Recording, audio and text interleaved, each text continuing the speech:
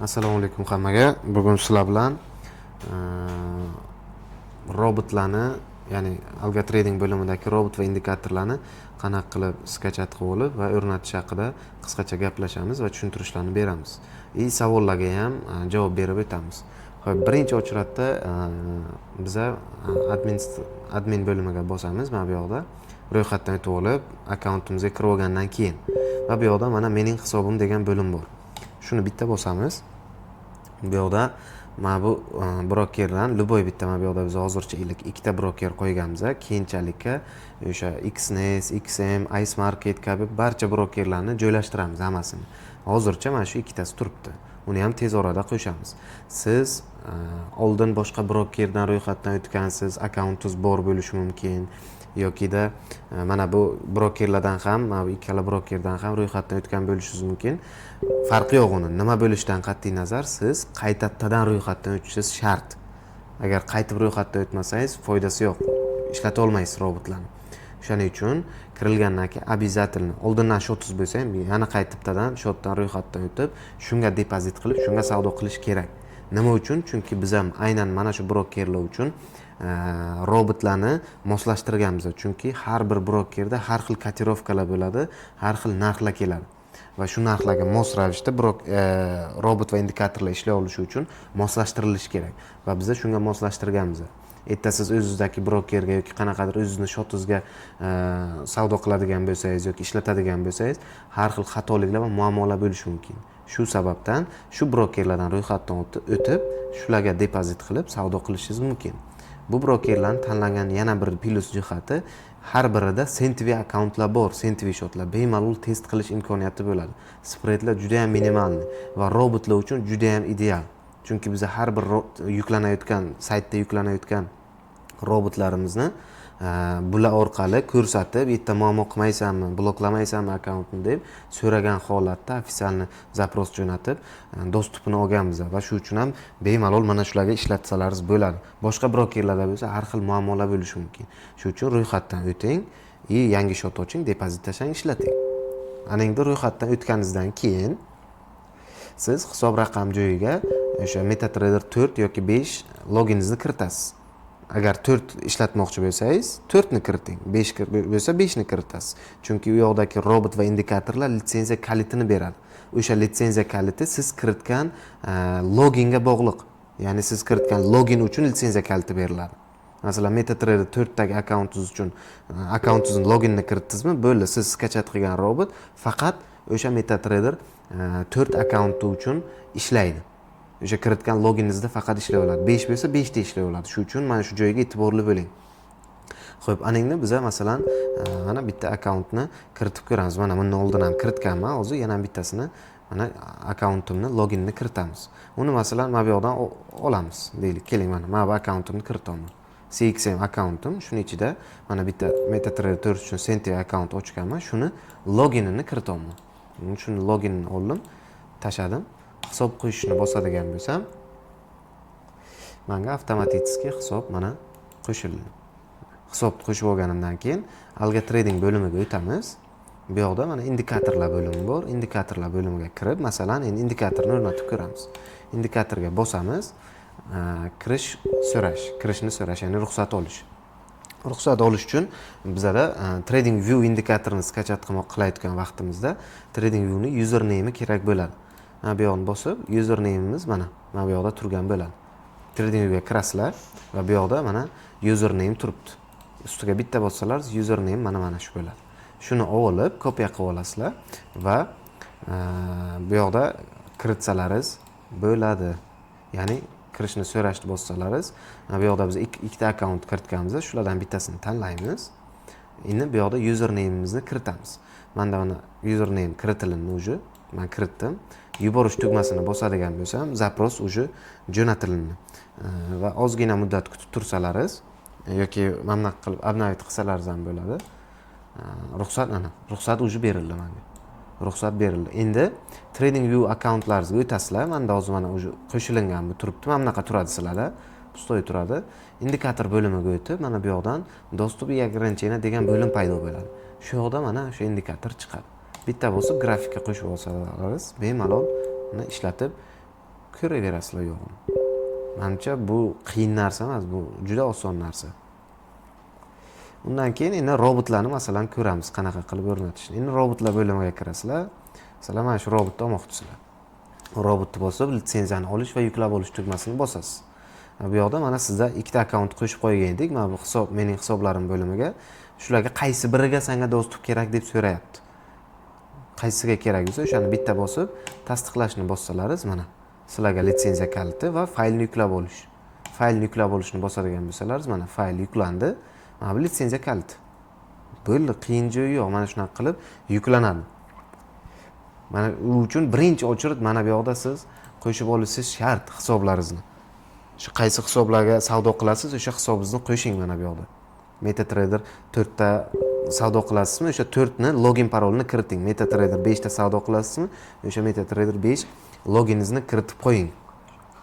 Robotlar faqat mana shu akkauntlar uchun litsenziya kalitini beradi. Shu uchun mana shu akkauntlarni bittasi shunaqa akkaunt kiritingki, depozit solingan savdo qiladigan akkauntingiz bo'lsin. O'shanga kiritasiz, o'shanga litsenziya kalitini beradi, o'sha litsenziya kalitini tashab ishlatasiz, bo'ldi. Unaqa qiyin joyi yo'q uni. Aningda qisqacha men kelib tushgan savollarga javob berib o'taman. Birinchisi, demo hisobda ham qilsak bo'ladi. Bemalol demo hisob uchun ham mana demo hisob akkauntingizni mana bu yoqda kiritasiz demo akkauntingizni. Bo'ldi, hisob dostуп olishni, qo'shishni bosasiz, bo'ldi, qo'shilinadi.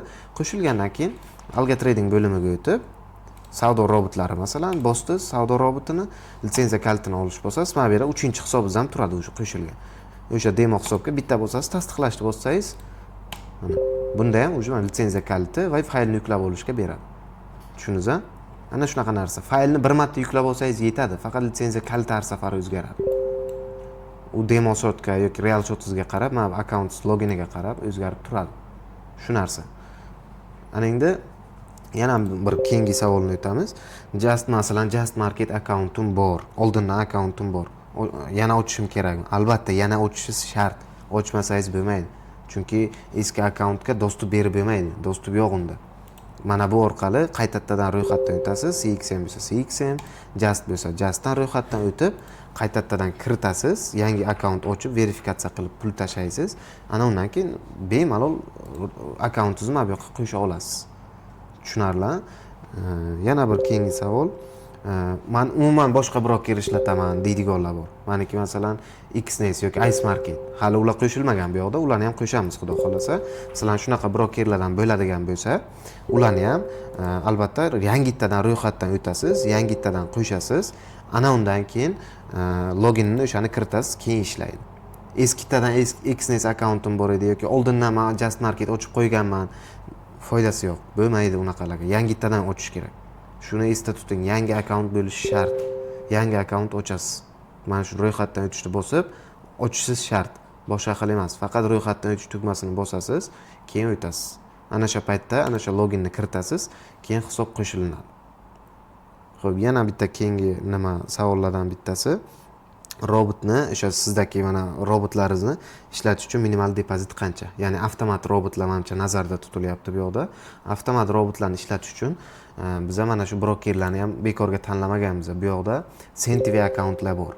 Bemalol $100 boshlab robotlarni ishlatib ko'rsalaringiz bo'ladi. Chunki Sentry akkauntda bilasizlar $100 10,000 sent bo'lib tushadi. Bu как $10,000 ga o'xshaydi. Robot uni $10,000 deb ko'radi. Shuning uchun ham bemalol targovla qila oladi, qiynalmasdan.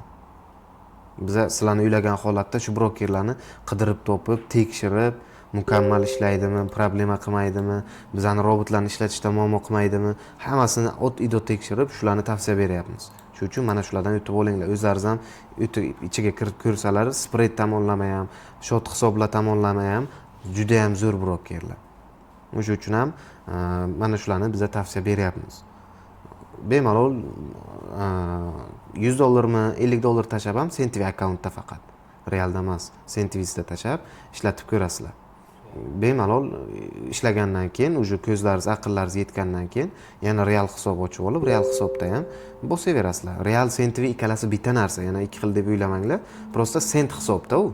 $10 1000 sent bo'lib tushadi, $100 10,000 sent bo'lib tushadi. Shu demo emas, u real, unda ham pul yechasizlar, hamma narsasi ishlaydi, faqat sent. Menimcha tushunarli deb o'ylayman. Yana savollar agar bo'lsa, yana yozib qoldiraverasizlar, beramiz. Endi minimalni robotlarimiz odatda 500, agar real hisob ochib primoy realda sentivi pentivi qilmayman deydigan bo'lsalaringiz, minimalni $500, $1000 atrofida depozit tashalsa juda ham zo'r ishlaydi. Faqat riskini oshirib yubormanglar. Riskini ko'p oshirmasdan stabilni ishlatsalaringiz ishlaydi. Hammasi biz chiqarayotgan instrumentlarning hammasi 1 yillik, 2 yillik statementlarga yoki indikatorlarimiz kamida 3 yillik, 5 yillik tarixda sinalgan indikator va strategiyalar bo'ladi.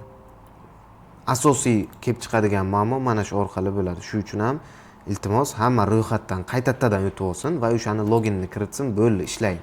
Va o'sha login orqali mana bu yoqda mana yaratib oldik-ku, ключ generatorlar mana robotlarni ishlatish uchun. Mana robotlarni ishlatish uchun yaratib oldik, to'g'rimi? O'sha ключlarni, litsenziya kalitlarini mana shu login uchun beradi. Shuni esdan chiqarmanglar, mana shu login uchun. Va siz shu loginga depozit tashlashingiz kerak. Keyin mana bu robot ishlaydi. Tester ham xuddi shunaqa, bek test qilmoqchi bo'lsalaringiz ham mana shu litsenziya kaliti ishlaydi. Faqat shu login uchun. Shuni esdan chiqarmanglar.